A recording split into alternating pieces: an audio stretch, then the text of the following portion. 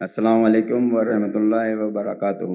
अपना नाम बताइए और मेरा नाम अमादुद्दीन है और मेरा प्रोफेशन है मेडिकल स्टोर फार्मेसी है चलाता हूँ मैं।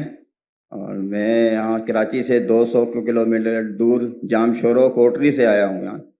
मैं डॉक्टर जाकिर नायक का बहुत बड़ा फ़ैन हूँ। मैं 15 साल से इनको सुन रहा हूँ।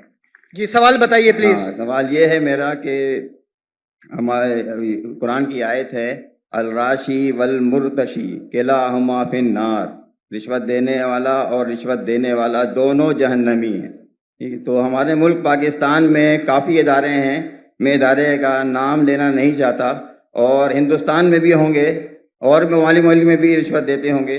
तो हमारे मुल्क में यहाँ बहुत एक छोटी सी काम की वजह से रिश्वत देना पड़ जाता है, ना चाहते हुए भी। तो फिर इसके लिए हमें क्या करिए? दोषी कौन है फिर, हम या जो जिसको दे रहे हैं हम वो है?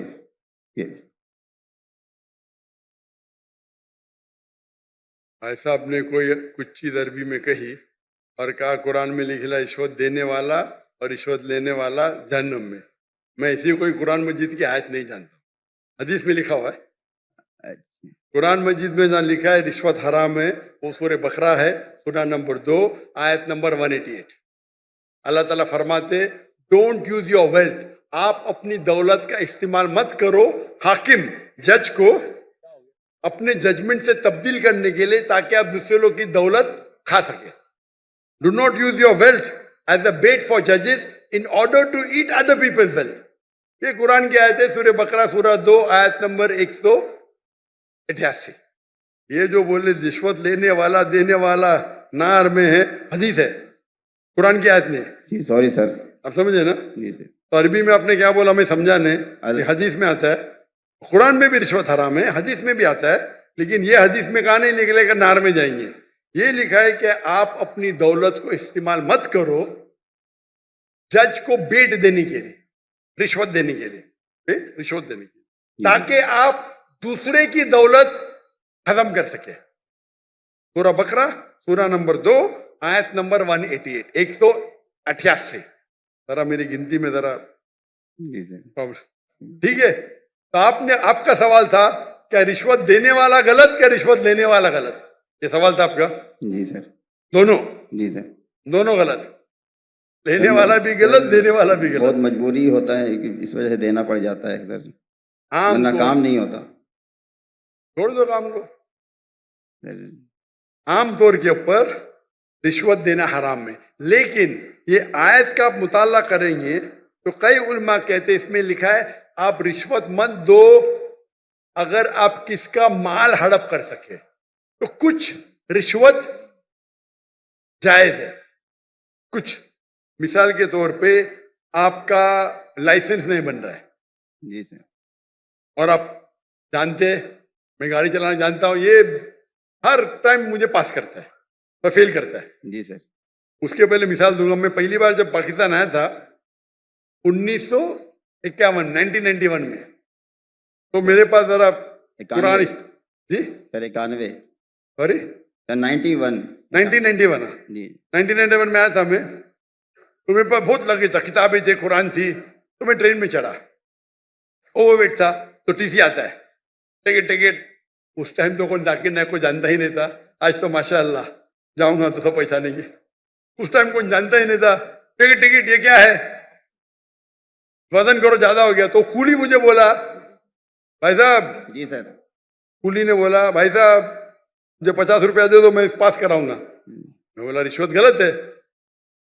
तो वो टिकट वाले ने मुझे अंदर लेके गया, मैंने मेरी दावती काम शुरू किया। बाहर निकले, वो उसने कहा, वो टिकट कलेक्टर ने, एक शर्त पे आपको छोड़ूंगा, आपको मेरे साथ चाय पीना पड़ेगा। तो मैं बोला ठीक है। बाहर निकला चाय पी के, वो टिकट वाला कितना पैसा दिए? 100 रुपया दिए ना? नहीं दिया। कितना दिए? नहीं दिया। झूठ क्यों बोलता है?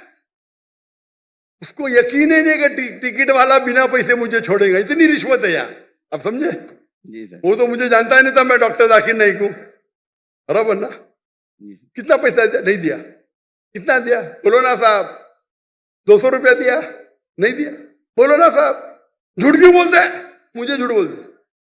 अने सब पाकिस्तान को 100% पता है कि रिश्वत के बिना छोड़ेगा नहीं, लेकिन अल्लाह की जब मदद रहती है तो छूट सकता है, समझे आपने।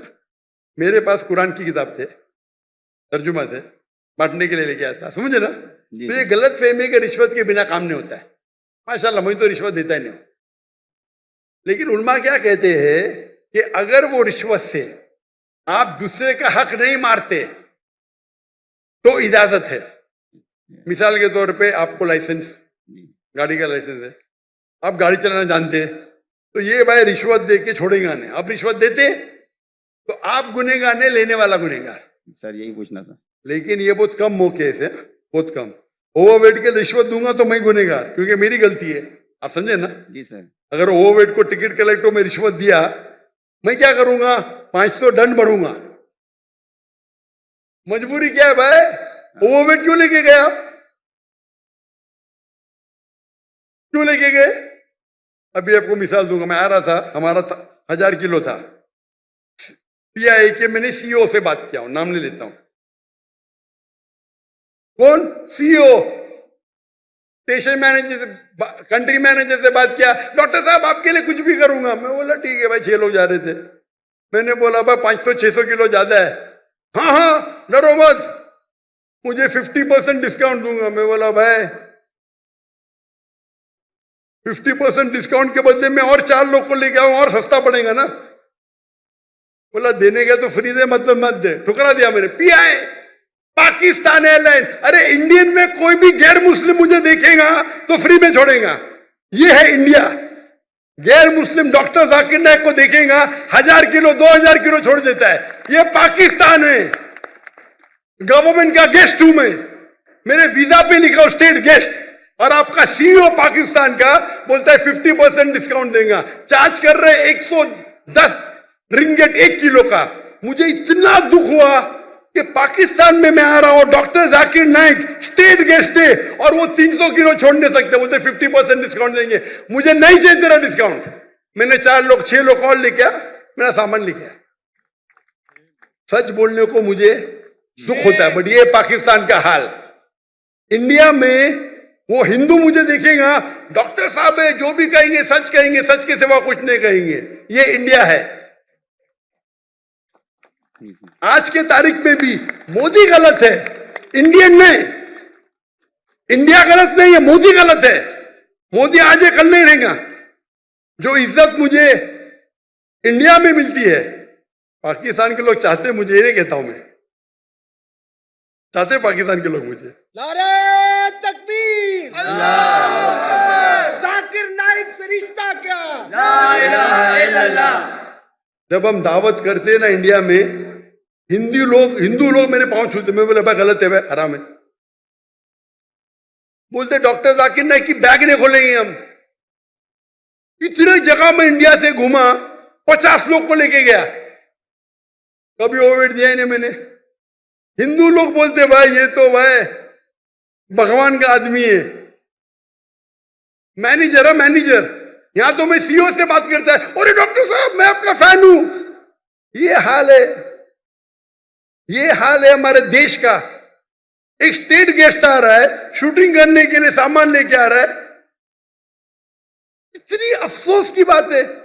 पैसा कुछ नहीं है भाई, अफसोस होता है कि ये हाल है हमारे देश का, पाकिस्तान का, जिसको मैं दिल से चाहता हूं।